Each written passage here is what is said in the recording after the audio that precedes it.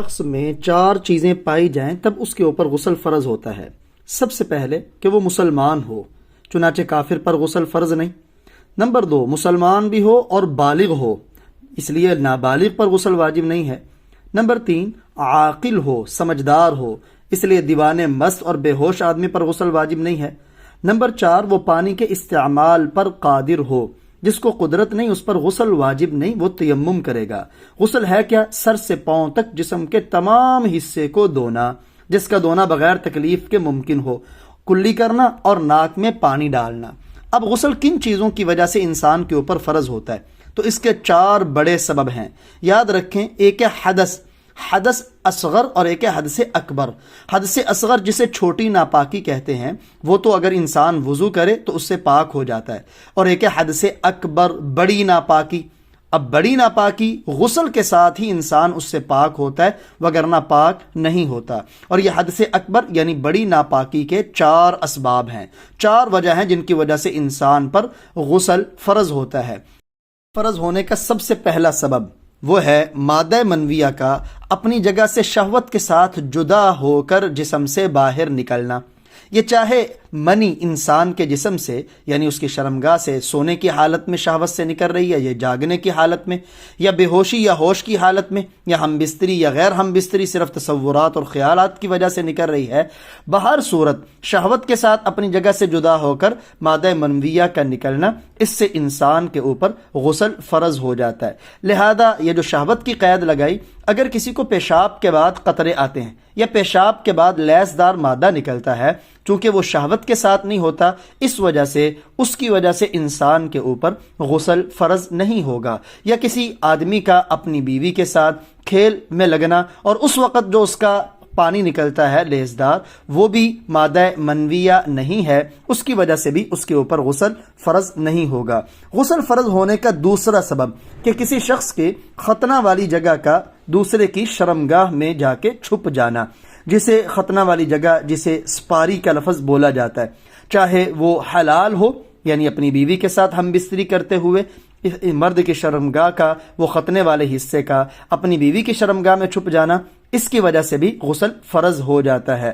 چاہے دونوں کو احتلام ہو، فارغ ہو یا نہ ہو، انزال ہو یا نہ ہو، دونوں صورتوں میں دونوں کے اوپر غسل فرض ہو جائے گا۔ یا وہ حرام طریقے سے ہو، کسی مرد کے ساتھ ہو یا کسی اور چیز کے ساتھ ہو، ہے تو اگرچہ حرام لیکن اس کی وجہ سے بھی انسان کے اوپر غسل فرض ہو جاتا ہے۔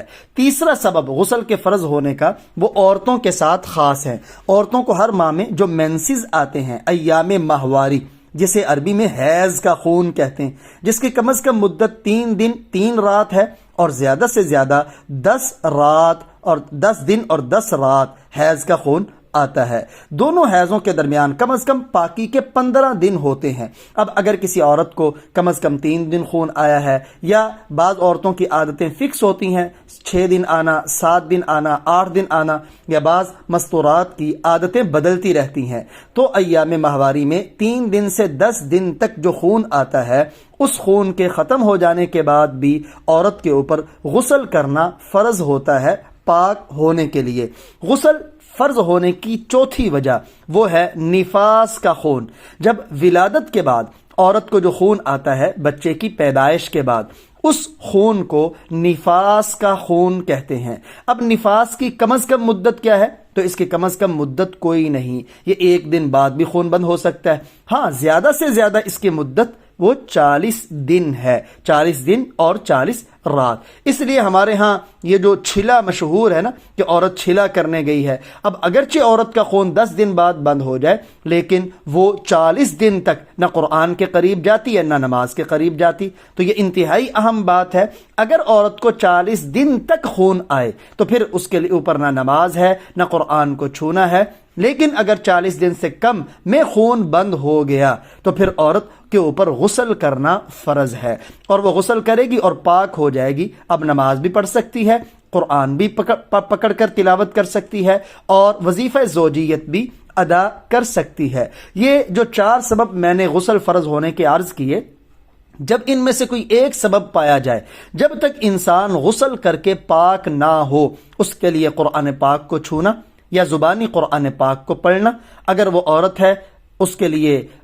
اگر وہ عورت ہے تو حیض اور نفاس کے دنوں میں، چونکہ یہ دو سبب عورتوں کے ساتھ خاص ہیں، ان دونوں میں عورت کے قریب مرد کو آنے پر پابندی ہے، یعنی وظیفہ زوجیت اور مرد اپنی عورت سے نہیں ادا کر سکتا۔ تو یہ انتہائی اہم مسئلہ ہے۔ اگر انسان پاک نہیں ہوگا تو مسجد میں آئے گا، مسجد میں آنا گناہ ہے، نماز نہیں ہوگی، قرآن پڑھے گا تو پڑھنا گناہ ہے۔